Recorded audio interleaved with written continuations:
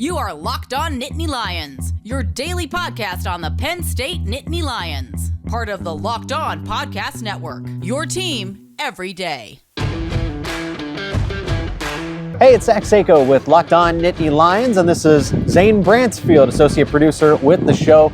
And we're doing a post-game recap here from inside of Beaver Stadium as Penn State does get the win, 33-24 over the Indiana Hoosiers. Zane, this team came in as a 31-point favorite.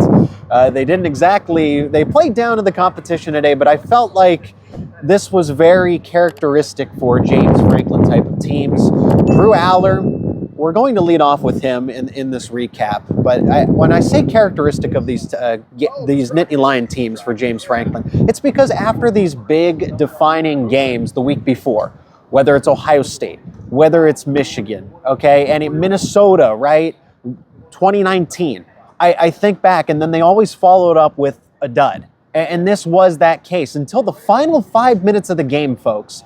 This was not in Penn State's control. Indiana felt like they were dictating the tempo. You felt like Penn State was going to be the first team to make that big mistake, and they almost did. Indiana only tying it up 24-24, but Zane, I felt like this could have been a lot worse. However, let's start with Drew Allar, because Drew Allar finally got it out of his system. That's been the phrase, get it out of his system. The interception. He has the completion streak in the NCAA history. However, I felt like it almost like the entire team, the entire chemistry, the vibe, the confidence level changed the second he threw that interception.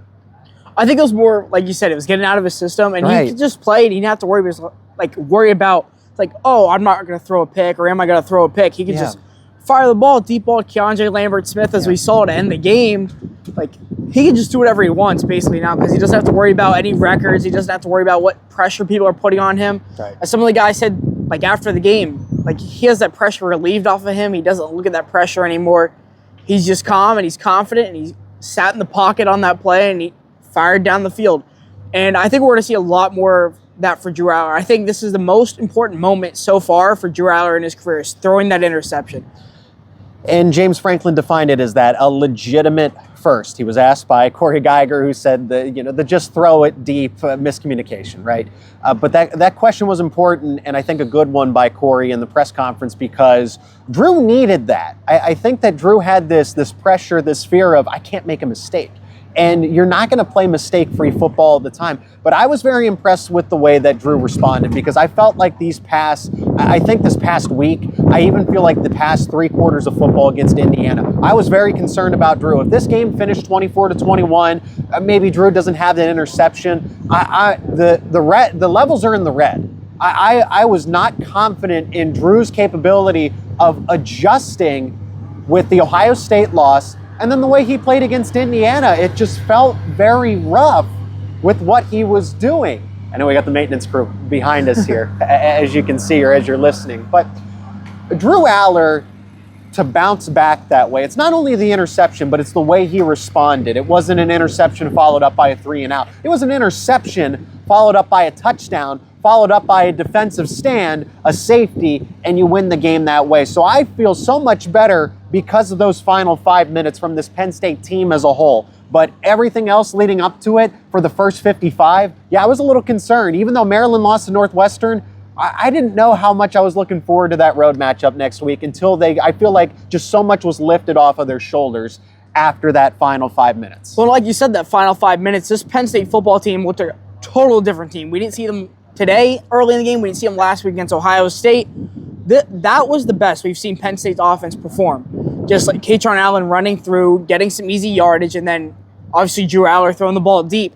And it wasn't even just about them getting the touchdown. It was the way they went about getting the touchdown. Penn State looking calm and composed. And Drew Allar, he looked fine. And all the other guys on the team were we've ran this play so many times. They evidently knew that play to Keandre Lambert-Smith like the back of their hands. They said that Lambert-Smith and Allar have been working on that all week. And frankly, it showed. He was right there, and they said they run that play so that it's either off a defensive pass interference or it's a touchdown. And in this case, it was a touchdown. And Penn State knows what they're doing, and it's not a matter of, is it coaching, is it bad playing? It's Penn State's a very mental team. And despite Franklin saying, oh, like, we got past Ohio State. They didn't get past Ohio State.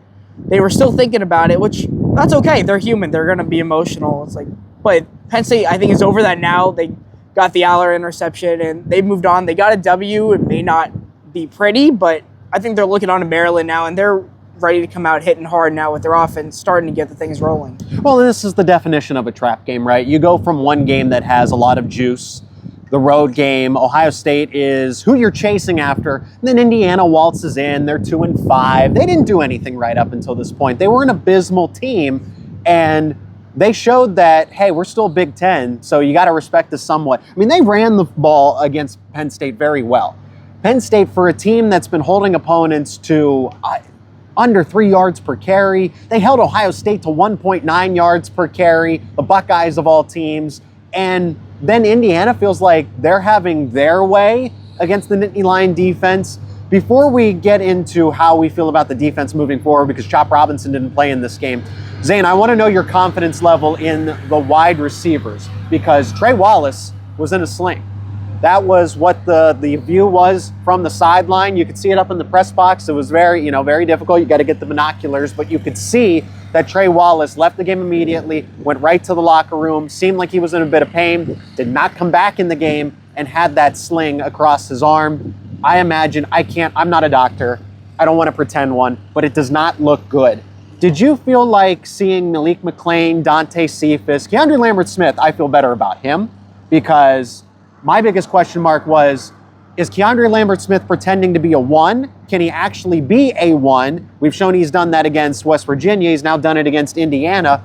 But against Ohio State and Michigan, he's played like a 2, like a 3. At least, well, Ohio State in this case, he's got to prove that. He still has that opportunity against Michigan. So Keandre Lambert-Smith boosted my confidence. But Malik McClain, Dante Cephas, we didn't see a lot of Liam Clifford.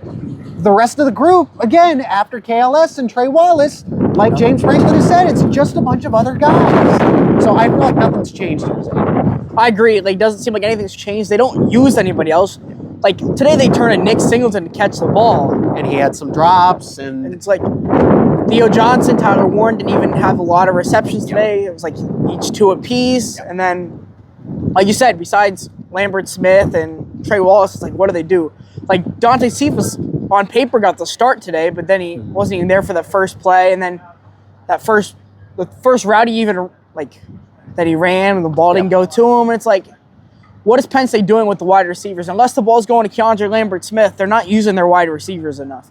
And I think it's something they got to figure out if they want to, like, be a, like, legitimate offensive threat in the Big Ten. Because, frankly, Penn State, like, if they only throw to Lambert-Smith, teams are going to notice that, and they're going to double team him. Like, it's not going to be that hard to stop. So they got to figure out who's going to be that next guy to step up. They tried Liam Clifford. They tried Dante Cephas today.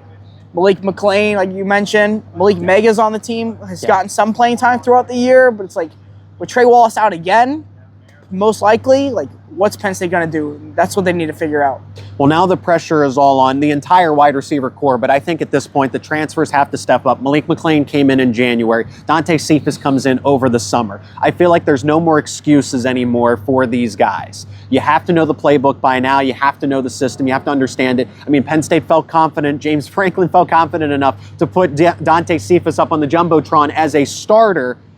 Got the start, in the 3 wide receiver sets, but now those guys are really out there, and you notice that shift. It wasn't Liam Clifford and Dante Cephas and KLS. They said, we're going to go McClain, KLS in the slot, and then Dante Cephas. So you're stock down for Liam Clifford. We saw him on special teams, but really interesting for what it seemed like Clifford was the one that was starting to break through. But now we're back to, it feels like you're just picking a name out of a hat at this point for wide receiver.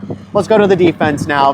Defense, special teams look good. I really don't have much from there other than Daquan Hardy got the touchdown called back, but that's no news is good news in this case. I wish he had his third punt return, but Daquan Hardy, very electrifying type of play. But the defense, miscommunication. Do you feel like their minds were still out in Columbus? That's what it seemed like to me, that everything was left behind on the bus coming back from Columbus. And until the final 5 minutes, Indiana was able to move the football pretty efficiently. I agree. The defense, I definitely thought they just, like, stayed in Columbus. They didn't even show up today. I don't know where they were. The boneheaded plays. Why is somebody wide open like that on a play action fake? the RPO, it just, those are JV type of plays. I understand letting a guy get past you in coverage. I really do. But when it's, what, 1st and 10 or 2nd and 10, right? And you're on the Indiana side of the 30, and you give up a play like that earlier in the game, late in the game, it doesn't matter, really. Yeah. The timing of it doesn't matter, but I was baffled. The tackles weren't even great either. The yards after catch were way too many for what we needed out of this Penn State defense that we've seen that gave up less points to Ohio State than Indiana. We know what they're capable of. It's just they didn't show up to play today. Kalen King was not on it today. Good point. He gave up some receptions. He was most notable. He was picked on. I felt like kept throwing the ball over to him. I felt like Johnny Dixon is maybe starting to ascend in that conversation. Okay, Kalen King is still a very good NFL draft prospect, but can we sit back and start to acknowledge that maybe Johnny Dixon is having a better season of the two between them? Yeah, Johnny Dixon's looking really nice. He's providing, even if he's not being targeted, if the ball was to Kalen King, he was providing so much pressure. They didn't want to throw the ball to his direction of the field. And it's that's been really good. And James Franklin's yeah, Johnny Dixon is a really good player. People should be talking about him more, and I agree with him. So we will. We will talk about Johnny Dixon. I will go ahead and say that he has had a better season than Kalen King to this point. I'd like King to prove me wrong and say that he's still a better player than Johnny Dixon. But at this point in time, I don't know if it's because of the X's and O's, the schematics, but when Kalen King's being targeted, it seems like these past 2 weeks have been pretty rough for him. I get it, Marvin Harrison Jr. is a tough ass to cover, but it felt like on a lot of plays where Indiana had to move the sticks through the air, they were going after Kalen King, not Johnny Dixon, Daquan Hardy, or anybody else. So that's just something to keep an eye on here. Zane, Maryland's next week. They got to go on the road. James Franklin, former offensive coordinator there, so this is obviously personal to him. Maryland losing to Northwestern. I still feel like they're going to get up for this one, but because of the final 5 minutes of this game, I feel like Penn State just worked those demons out. They really did. I like them against Maryland. I never didn't like them against Maryland. I thought the Terrapins would be a tougher challenge, but you still got to go on the road. I still view this as a sandwich game because Michigan saves your season. You got to beat Maryland. But Maryland knows this. Maryland knows what Penn State has on the horizon. And Michigan, yes, it's 1-0 every week, but you can't look me in the eye and say Michigan is not more important than Maryland. I know you got to beat Maryland to make sure Michigan is that important, but the Wolverines get you back in the college football playoff conversation if you do in fact win. I am not saying that, but I'm saying the opportunity to save your season is there. And that's all that matters, that you can do it. Oklahoma lost today to Kansas. How close are they in the college football playoff running now? They take a step back. So Penn State, I think, will be able to handle the business trip in Maryland. Losing to Northwestern, I don't know. I feel like the Terrapins are going to reel from that because that's unacceptable almost. Yeah, it'll really depend on what Penn State football team comes out. Is it the one that came out the last 5 minutes of today, or is it the one that came out at the beginning of the game today? Yeah. So it'll be all about that.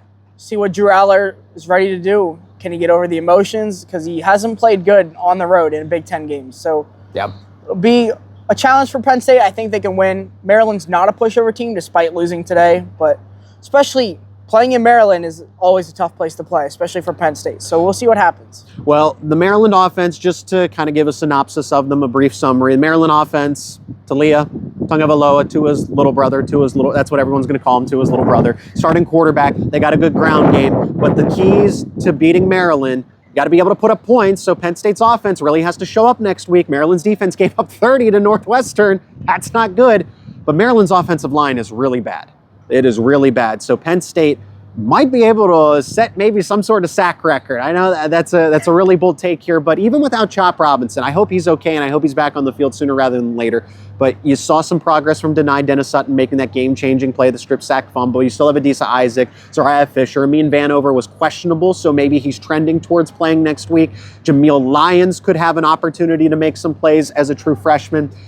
The key is getting after and getting pressure on the quarterback. We saw that last season. Maryland still has not fixed their offensive line issues, so I think Penn State, with a blitz-happy Manny Diaz defense, will be able to capitalize on that. Zane, any final thoughts from today here in Beaver Stadium?